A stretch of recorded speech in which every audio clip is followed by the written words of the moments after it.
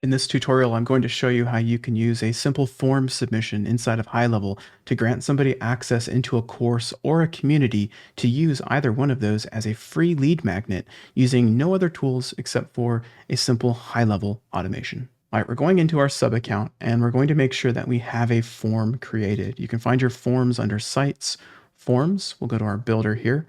I'll create a form just to have a brand new one for this demo. I'll click Start from Scratch. And there's nothing special that you have to do with your form. You just need to have a form that's going to capture all the data that you want. You can have custom fields. You can keep it as simple as name and email, whatever you want. But we need their email address. So I'll go ahead and save this form. As you can see, I literally did nothing to it. I'm just saving the default to show you we don't need anything special. Would have been nice if I gave it a name though. So I'm going to call mine my course lead magnet form, hit save. And now we're going to go back and we're going to go into automation on the left-hand side. And we're going to create a workflow. We'll also start from scratch on that. And I'm just going to assume you've already created your community and you've already created your course or courses. If you haven't done so already, well, I've got plenty of videos on that. I'll go ahead and link those down below in the description, as well as at the end of the video inside of my high-level playlist. So if you have any questions about how to set up communities and courses, definitely watch those. But I'll call this one my lead magnet course. And now I'll create a trigger. And that trigger is just going to be a simple form submission. So I'll use a little search field. I'll find form submitted. Now at face value here, this is anytime a form is submitted, regardless of what the form is. So I need to filter which form. So I'll add a filter and I'll say form is, and I'll choose my course lead magnet form and I'll hit save. Now you could add additional filters, maybe of certain fields or certain values. I'll leave that up to you to get a little more fancy with it. But for us, we're just going to say when this form is submitted, we are going to give this person access to our courses or community. Let's go ahead and click this plus symbol here. And we want to add them to our course. So a simple way to do it would just be to search for course. And here are the actions that we can do for courses. The first one right here, course grant offer. I really feel like that's in reverse. I think it should say grant course offer, but this is it, course grant offer. Go ahead and select that. And then we're going to select the course that we're going to give them access to. I'll select demo course and I'll hit save action. Now, if I want to invite somebody to my community, it's pretty easy as well. I'll just click the plus symbol. And I wish you could just search for community. If you do, all you're going to find is grant community points. So we're going to search for grant. And then the option here is group. It's one of the terminology nuances inside of HighLevel. Communities are called groups. I feel like they should just make it called communities. But we're going to grant group access. And this will be our community that we've created. I'll go ahead and select one of those and hit save. So now in this example workflow here, if someone fills out the form, they're going to get access to both my course and my community. Something that I like to do inside of these invites is I like to customize the email that they receive. I like to turn off all the notifications that come default with HighLevel for courses and communities. I go into all of those details in my other videos, linked down below in the description as well as at the end in the playlist. But I like to create a custom email for them. I like to send it right here after you grant the access. We'll do send email. And now we can scroll down and we can start using the Smart Builder. I'll show you how this works. This lets us make prettier looking emails than just the simple WYSIWYG editor. I'll call this one my lead magnet invite email. And I'll pretend that in my email, I fully made it customized and pretty, etc. But the key thing you need to add in this email is a link for them to log in. And I like to use a special link. And I like to use it by putting in a button. And the button can say something like, access your free course or access your community or access the whatever. There's your button. Now the URL here, we can simply click this little tag. This pulls up our dynamic values here and we can insert where it says membership contacts, login URL, magic link. And now what's going to happen is because we granted them access to a course inside this workflow and a community, when we send this email from within this workflow, it's going to know that they can use this magic login link and access the community and course. So I'm going to go ahead and save that just for demo purposes and hit save action. Now that magic login URL will log them in automatically without them needing to enter a password. But if it's their first time logging in, it will prompt them. It will know and it will say, hey, set a password. So they'll enter a password as they log in. And in the future, if they use that link, they'll be logged right in. Okay, so now we have the basic foundation of they filled out a form and we gave them access to our course, and in this case, course and community for free. Now let's say that that community access was temporary. This is pretty cool. They're going to get our course forever for free. They're going to get our community for only 14 days. And after those 14 days, we want to kick them out of the community if they haven't upgraded and purchased access.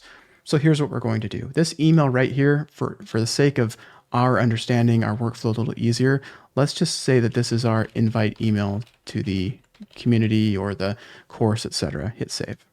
Now let's add another wait action, and let's wait for 10 days. After 10 days, what we want to do is we want to send them another email. And I'm going to let you, now that you know how to do it, customize that email to make it pretty. But this email is basically going to say to them, hey, your access to the community expires in 14 days unless you upgrade for $27 a month or whatever your offer might be. Click that button, go buy it, etc. So for organization, I'm going to put in here email reminding them about 4 days left. Terrific. So there's our email. And inside this email, by the way, you're going to link them off to a funnel. You're going to sell them access to your community. If you have any questions about creating funnels or creating products, those videos are also linked down below in the description. They'll be super helpful to you. But essentially, we're going to add in our link to our product. And we're going to hit save action.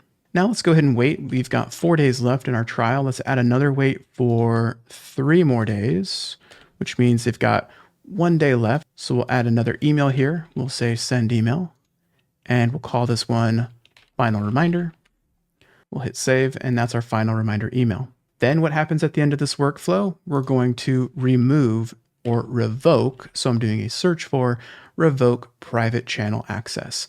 Now, if you wanted to revoke their community access, you would say revoke group access. And if you wanted to revoke the course that we added them to, you would use revoke course or course revoke offer. So let's go ahead and choose revoke group access, because in our example, they get to keep the course, but we're taking away the community. So that was that community we used. All right. Now, here is a catch. If this just runs, whether or not they buy, they're going to be kicked out because they're going to flow through this whole thing and then boom, as soon as they hit the end, revoke. I'm going to show you 2 ways to stop this from happening. Option number 1 is down at the bottom of this workflow, we add a goal. And the goal will be that a payment was received for a specific product. And we'll say they bought the community, Tech Help community product. And the payment status was a success. So we successfully received a payment for them to join the community. Well, great, jump right to this goal. We don't need to send reminder emails. We don't even need to revoke their access. Well, we definitely don't. We just need to jump right here. Let's go ahead and click Save Action. There we go. If at any point they complete their purchase, boom, they drop right down to the bottom. That's pretty cool. Now that's option number 1. Option number 2 would be to create another workflow. And you're going to be doing this anyway. Why? Because this will be our community purchase workflow. So we're emailing them, hey, you should upgrade to the community, $27 a month. Hey, you've got 4 days left. Hey, final reminder. And they're like, dang, that's a good deal. I want to join that community. So they're going to purchase something. And we're going to create a trigger that says payment received. So payment received for what product? Add a filter. Our product will be our global product is, and let's just say it was our Tech Help community. Terrific. And the payment status, add a filter, payment status is success. All right, we successfully got paid for community access by this contact. Now, what do we need to do? Well, we need to grant them, just like we did at the form. Let's grant our community access. So we'll say grant group access to Tech Help community. Now, don't worry. If they did this while they already had access to it, awesome. We just made sure. Because if they did this and they didn't have access, we'd still want to make sure. So they're in here.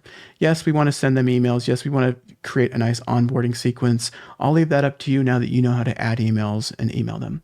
Put some wait conditions in between. But the most important thing we want to do in this workflow to make them not lose access from the other workflow would just be to say remove from workflow. Remove from workflow. Well, not the current one. That would be silly. We just want to remove them from another workflow, which is not this one. It is our lead magnet course. That's what I called it. I had to remember what I called it.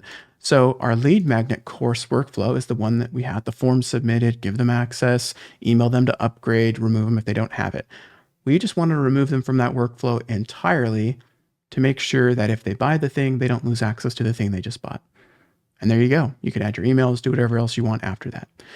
So that is option number two. Option one, keep it in that same workflow. Option two, add this one step in this workflow you're going to have to make anyway.